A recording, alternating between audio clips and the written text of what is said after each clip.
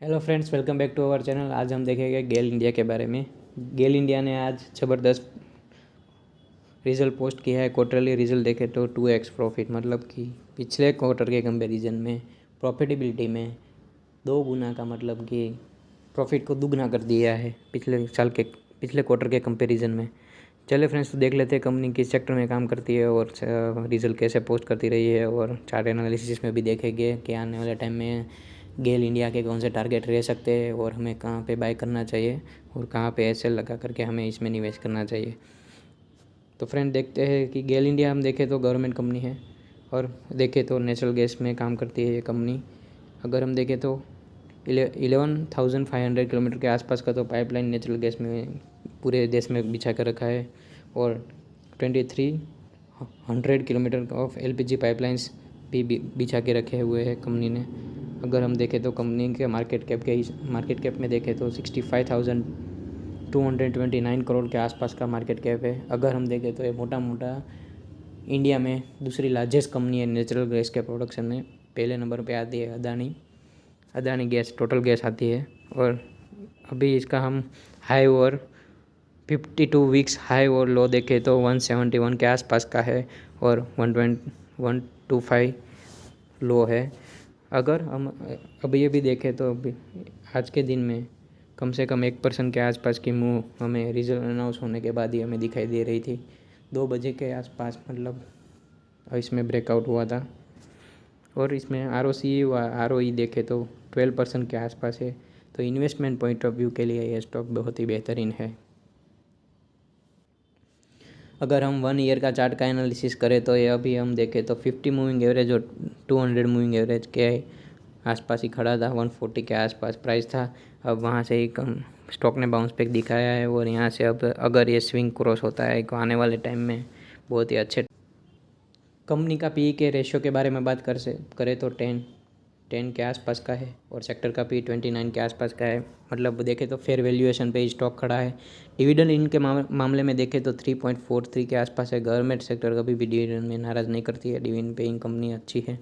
अगर हम देखें तो एफडी से इक्वली रिटर्न मिल जाते हैं इसमें डिविडेंड में।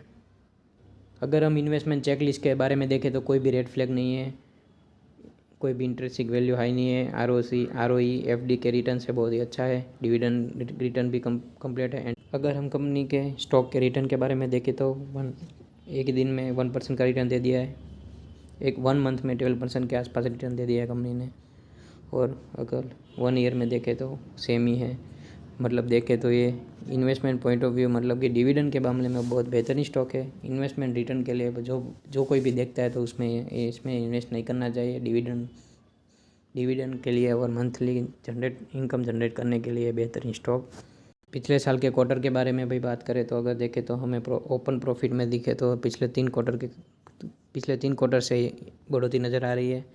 नेट प्रॉफिट के बारे में भी बात करते हैं, उसमें भी हमें पिछले 3 क्वार्टर से बढ़ोतरी नज़र आ रही है। और ईपीएस रेशियो के बारे में भी देखें तो दिसंबर क्वार्टर में 2021 में हाईएस्ट दिख रहा था 8.5 के आसपास का। अगर हम शेयर होल्डिंग पैटर्न के बारे में बात करते हैं, प्रमोटर के पास 51% का स्टेक है। एफआईएस, डीआईएस और गवर्नमेंट में इसमें स्टेक है, और पब्लिकली 5% ही है। तो मोटा देखें तो 95% के आसपास का इन्वेस्टमेंट तो स्ट्रॉन्ग हैंड में ही है। आज के ट्रेडिंग सेशन में बात करें तो 1% के आसपास की तेज़ी गेल इंडिया ने दिखाई थी। चलिए फ्रेंड्स, तो दिसंबर 2021 के हम रिजल्ट भी पोस्ट हुए, वो भी हम एनालिसिस थोड़ा कर लेते हैं।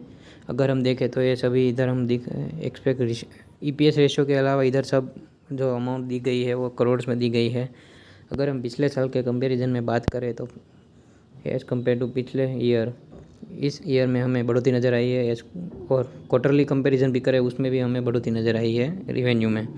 अगर हम प्रॉफिट के बारे में बात करें तो प्रॉफिट आफ्टर टैक्स के बारे में बात करें तो as compared to the previous year इस साल में 2 गुना हो गया है प्रॉफिट। और as compared to last quarter उसमें भी हमें बढ़ोतरी नज़र आई है। ओके फ्रेंड्स, तो अब नज़र डाल देते हैं तो प्रॉफिट और लॉस हम देखें तो नेट प्रॉफिट मतलब आफ्टर टैक्स जो रहता है वो कैसे हुआ है। ईपीएस रेशियो के बारे में बात करते हैं। As compared to the last year double हो चुका है ईपीएस रेशियो, और लास्ट क्वार्टर के कंपैरिजन में भी बढ़ोतरी नज़र आई है हमें। चलिए फ्रेंड्स, तो हम चार्ट में एनालिसिस कर लेते हैं। तो अगर देखें तो हमें आज मार्केट में देखें तो 2 बजे के आसपास हमें गेल इंडिया में तेज़ी नज़र आ रही थी और बेहतरीन वॉल्यूम के साथ आज अप साइड ही क्लोजिंग दी है गेल इंडिया ने। अगर हमें ये स्टॉक 148 के आसपास क्लोजिंग देता है तो आने वाले टाइम में हमें ये स्टॉक में 160 के आसपास के टारगेट रखने चाहिए। और फ्रेंड्स, हमें इसमें एसएल लगाना चाहिए 140 का एसएल लगा करके 148 के ऊपर प्राइस जाता है तब बाय करके इसमें 160 का टारगेट लगा देना है। तो चलिए फ्रेंड्स, पिवट पॉइंट में भी देख लेते हैं कि कौन सा टारगेट हमें रेजिस्टेंस और सपोर्ट की तरह काम करेगा। जैसे मैंने बताया फ्रेंड्स, अगर 147 के आसपास का हमें ब्रेक होता है तो आने वाले टाइम में 150 के आसपास के टारगेट अचीव हो सकते हैं। और सपोर्ट के बारे में बात करें तो 145, 144, 143 सपोर्ट की तरह काम करेगी ये स्टॉक के लिए। तो फ्रेंड्स, आज देखते हैं कि गेल इंडिया में कितने परसेंट के वॉल्यूम में बढ़ोतरी हुई और कितने परसेंट के वॉल्यूम में आज